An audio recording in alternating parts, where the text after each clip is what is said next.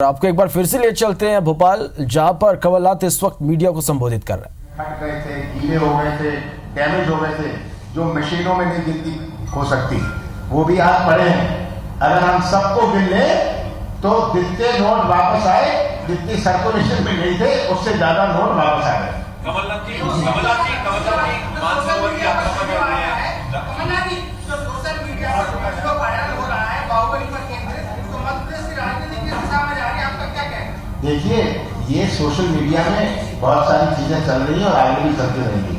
इसका जवाब आम जनता देते हैं। कमलनाथ जी, ये मानसरोवर की यात्रा पर राहुल गांधी जी गए हुए हैं और मध्य प्रदेश में भी आने वाले हैं, तो क्या ये माना जाए कि शिवराज जी को चुनौती देने के लिए भगवान शिव का आशीर्वाद लेने गए? राहुल गांधी जी ने बीजेपी ने कहा चीनों के रास्ते से गए तो चाइनीज गांधी को कहा, इस पर आपकी देखिए, बीजेपी की ये बड़े, मैं तो कहता हूँ, शेमफुल जो बयान आते हैं, ये तो सब सीमा पार कर लेते हैं। बड़ी दुख की बात है।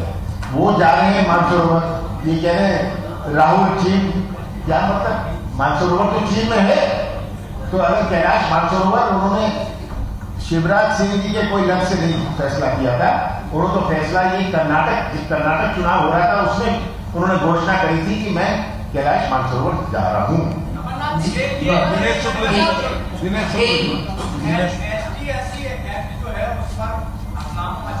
सांसदों को रोककर पूछ रहे हैं, किस तरह आप डिफाइन करेंगे? संसद में कांग्रेस के भी कई सांसदों को रोका है मध्य प्रदेश में, तो कांग्रेस इसको किस तरह लेगी और किस तरह युवाओं को लोगों को समझाएगी?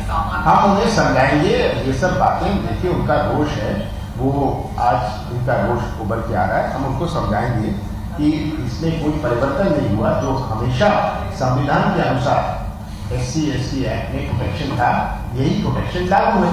कोई इसमें नई चीज नहीं है। नितिन जी, फिर मकरंद जी, नितिन जी, कमलनाथ जी, मध्य प्रदेश में विधानसभा चुनाव आ रहा है, आप अध्यक्ष हैं, क्या आप विधानसभा चुनाव लड़ेंगे? मैंने तय नहीं किया कि मैं लड़ूंगा, क्योंकि मैं सांसद हूं और 4 महीने में संसद का चुनाव आएगा। ये भी चर्चा है कि चुनाव शायद साथ हो जाए, तो ये भी है कि जब इस सब चीजों का फैसला होगा तब भी मैं फैसला करूंगा।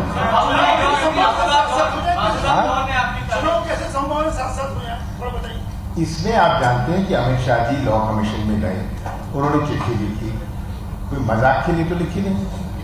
अगर कोई उनके छोटे कार्यकर्ता ने तो लिखी नहीं, अमित शाह जी ने लिखी है। सही बात है ना?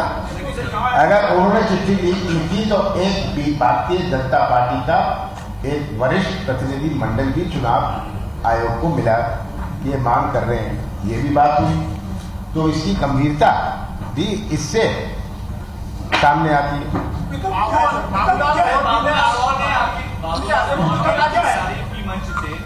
देखिए, ये युवक कांग्रेस की है, बाबूलाल गौर से युवक कांग्रेस को नहीं है।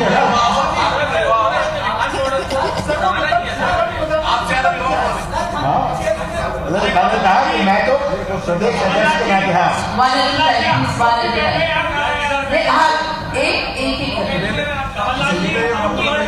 एक साथ मत पूछिए, एक कोई भी प्रश्न कर लीजिए फिर दूसरा कर लीजिए। अरे इसका मैं जवाब दे दूंगा। देखिए, एक मिनट, बाबूलाल गौर में तो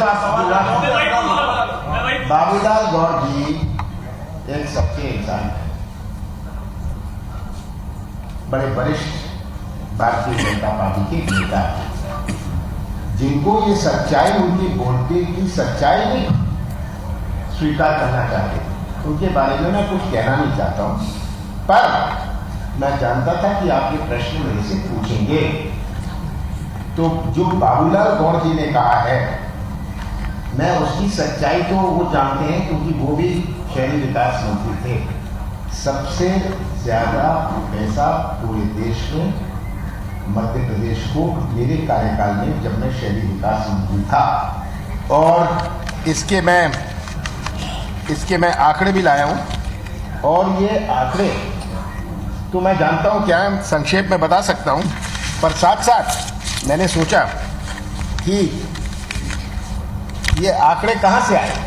केवल कमलनाथ के कहने से नहीं आए, बाबूलाल गौर तो उन्होंने कल ही कहा है, पर जो आज वर्तमान में केंद्र में शहरी विकास मंत्री हैं, उन्होंने क्या कहा मैंने उन्हें पत्र लिखा था कि आप मध्य प्रदेश को इस पीरियड में कितना पैसा मिला। उन्होंने मुझे एक चिट्ठी लिखी और ये सूचना दी कि इतना इतना पैसा मिला। उसकी मैंने समरी बना ली, ये तो ये कह रहे हैं बेचारे बाबूलाल गौर जी जो वरिष्ठ हैं, उनका सम्मान करना चाहिए, मैं उनका बहुत आदर करता हूँ। अच्छा, ये मैं बता देता हूँ।